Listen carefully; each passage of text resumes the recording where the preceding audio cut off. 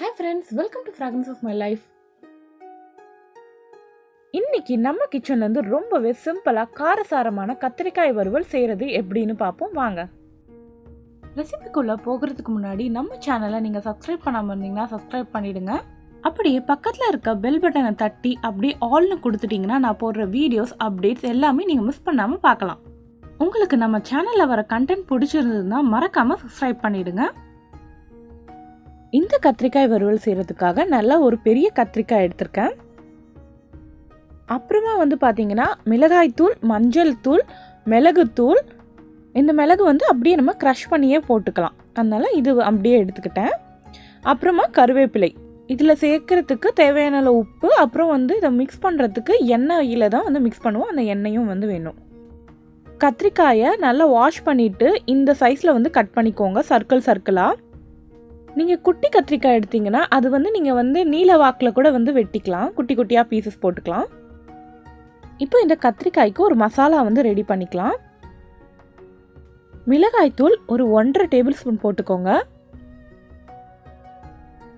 மஞ்சள் தூள் ஒரு 1/2 டீஸ்பூன்.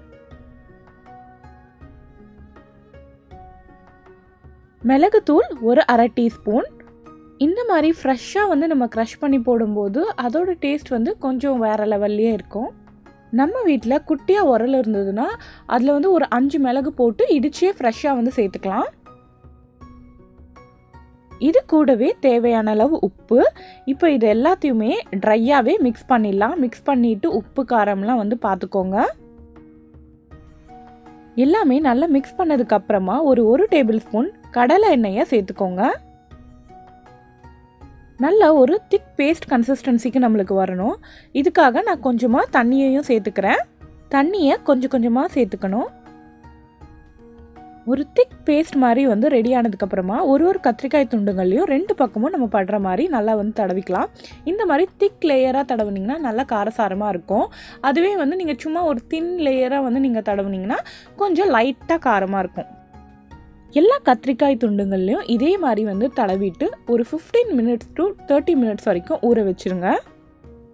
இந்த கத்திரிக்காய் பார்த்திங்கன்னா நல்லா சாஃப்டாக ஆகிடும், மசாலாவும் நல்லா இறங்கி இருக்கும். இதே மாதிரி நீங்கள் உருளைக்கிழங்குக்கு, கருணக்கிழங்குக்கும் செய்யலாம். ஒரு 15 மினிட்ஸ்க்கு அப்புறமா ஒரு பேனில் எண்ணெயை விட்டுக்கோங்க. 1 டேபிள் ஸ்பூன் எண்ணெயை விட்டுக்கிறேன். எண்ணெய் சூடானதும் கருவேப்பிலையை சேர்த்துக்கலாம். இது கூடவே ஒரு கத்திரிக்காய் துண்டுங்களையும் அப்படியே பரப்பி வச்சிடலாம். கத்திரிக்காய் ஒரு சைடு வேகிறதுக்கு ரொம்பவே கம்மியான நேரம் தான் இருக்கும். ஒரு 5 மினிட்ஸ்லேயே நல்லா வெந்துடும், மீடியம் ஃப்ளேமில் வச்சிங்கன்னா. இப்போ நம்ம அப்படியே திருப்பி போட்டுடலாம். அதே மாதிரி இந்த சைடு ஒரு 5 மினிட்ஸ்.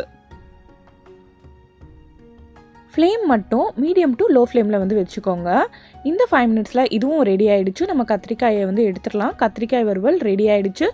இந்த கத்திரிக்காய் வறுவல் பார்த்திங்கன்னா தயிர் சாதம், அப்புறமா நம்ம சேனலில் மிட்டி தால்னு இருக்கும், அந்த மிட்டி தால் கூட சாம்பார் சாதம் கூட எல்லாம் ரொம்ப சூப்பராக இருக்கும். செஞ்சு பார்த்துட்டு எப்படி இருக்குன்னு மறக்காமல் கமெண்ட்ஸில் சொல்லுங்கள்.